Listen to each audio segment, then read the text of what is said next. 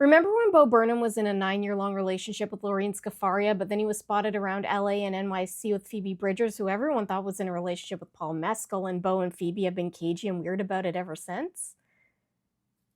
I do. 35-year-old Lorene Scafaria and 23-year-old Bo Burnham started dating in 2013, although we don't know when the two actually started dating. Lorene started posting about Bo in the fall of 2013, so we'll go with that. Now, she had been previously linked to Adam Brody, who she dated from 2009 to 2011. You know, when he met Leighton for the first time and thought she was gorgeous, but he was in a relationship, and then they started in the Oranges together, and the chemistry was definitely there, but he was in a relationship. And then she dated Ashton Kutcher sometime towards the end of 2011 into 2012 before she dodged the massive PR crisis waiting to happen, and he started dating Mila Kunis. And yes, there are videos about Ashton and Mila. Lo and Bo first stepped out as an official couple at a 2015 party in Toronto for her new movie, The Meddler, which she wrote and directed. At some point, the pair moved in together in LA and acquired 2 dogs, Bruce and Ramona.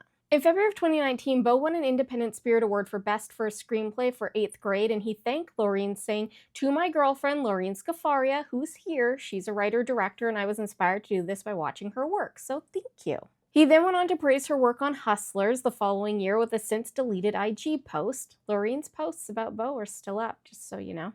Saying, "I've had a front row seat to the making of this movie, having lived with the genius who made it as she struggled to convince people that this was a movie worth making, and furthermore, that she should direct it. Many told her no, that though she wrote the script and had directed 2 beautiful films prior to this, that she was not the right fit to direct it. Those people now sell cream cheese for a living or something, I assume. This movie is brilliant and warm and funny and sexy, just like the woman who made it.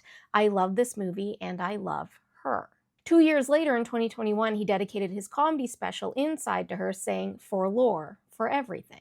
After a special aired, indie darling Phoebe Bridgers posted about that funny feeling from the soundtrack, saying, "Every bone in my body wants to plagiarize this." But instead of stealing the song, she teamed up with Bo that August, with Phoebe calling Bo out during her set for Living at Largo, and the two played that funny feeling together.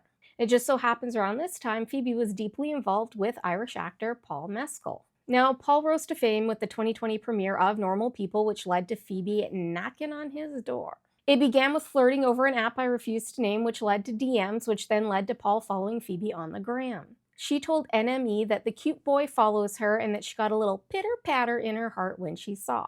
She ended up sending Paul her latest album, Punisher, and then announced that she would be interviewing him live on the gram in honor of his first fashion magazine cover for Wonderland. It's good to meet you. Good to meet you. How are you?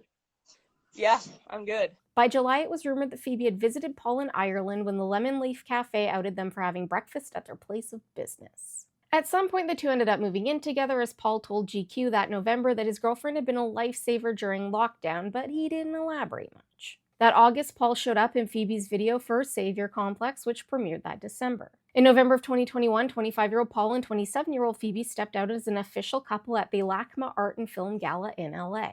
And then a month later, the pair went Insta-offish. In May of 2022, they posed together at the Met Gala for photos with his Normal People co-star Daisy Edgar-Jones. He would appear in another one of Phoebe's music videos that June, this time for Sidelines, which was created for Conversations with Friends, another Sally Rooney adaptation, When Worlds Collide.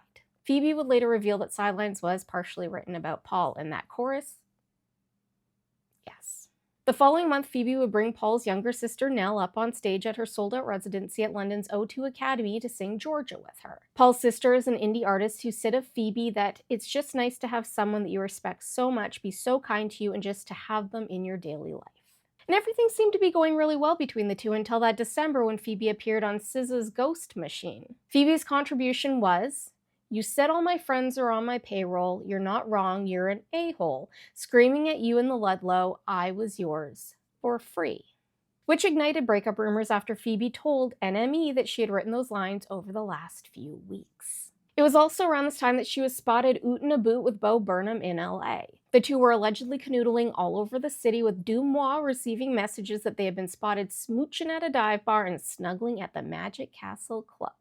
Then, Maddie Healy posted a photo where he was smooching Phoebe with Bo standing behind them. Everyone was obviously like, where's Paul? But really, where was Lorene? Then, a week after the Maddie Healy post, Phoebes and Bo were spotted sitting together at a comedy show that Bo had helped direct in NYC, taking it by Coastal. Meanwhile, Dumois was getting more tips that Phoebe and Paul had been engaged and that the engagement was very much over. Offs. As we entered January 2023, more photos started surfacing of Phoebe and Beau having spent time together that previous November. The pair were also spotted together at LAX that January after Phoebe announced that her father had passed away. Then that May, Keith Urban low-key outed the couple by posting a video of him and Nicole at the Taylor Swift concert with Phoebe and Beau canoodling in the background. Phoebe got a little huffy about the speculation over her life off stage in the Wall Street Journal, saying, "I've had people take more than I'm giving, and I'm giving a lot. I'm pretty effing transparent because I would value that in someone whose music I liked when I was a kid. Seeing any representation of any feeling and anything true was awesome to me. To be punished for that is so dark." Continuing with, "There's a higher chance that you'll meet a fan that you hate than a fan that you love. You're way more likely to be confronted with someone who just violated your privacy." And when you hear that, you're like, oh, that's why Keith Urban felt the need to apologize to Phoebe and Beau publicly, even though he didn't technically do anything wrong. The man literally had to tell Entertainment Tonight, "Yeah, oh, I found out. Phoebe, I'm so sorry. It felt very awkward. I felt bad. I was just digging on the concert. You never know what's gonna happen." I.e., Phoebe, you're in a very public place with your boyfriend. People are probably gonna see you. I mean, the Lemon Leaf Cafe didn't feel the need to issue a public apology, so. Now here's the thing, and I say this as a Phoebe Bridgers fan. Phoebe has been so intensely honest and open about her relationships, and I think that the saltiness from fans comes from the fact that even someone with steep corneas and astigmatism can see that there was some overlap between Beau, Lore, Phoebe, and Paul. Otherwise, why is Keith Urban publicly apologizing for taking an innocent video at the Taylor Swift concert with his wife? Why didn't you want people to know that you were there with Beau?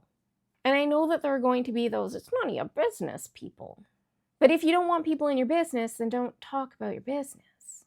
This goes for both celebrities and civilians. It's a very simple concept. And in the case of Phoebe and Beau, if you wanted people to stop talking, then just be a couple.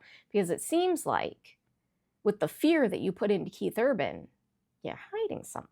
Anyway, that August, Phoebe posted a photo to her stories on the gram with her arm around a random guy while they sat together on a piano bench, with many speculating it was the soft launch of her relationship with Beau, even though I think Keith Urban did already do that. Then in February 2024, Phoebe and Beau were seen together at the Grammys, where Phoebe took home 4 awards, including one for Best Pop Duo Group Performance for Ghost Machine.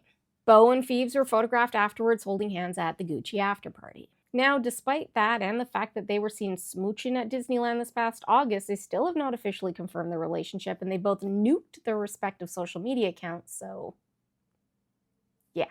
Oh, and as for Paul, he has been dating Gracie Abrams for the last several months, and they're very adorable together. That is all.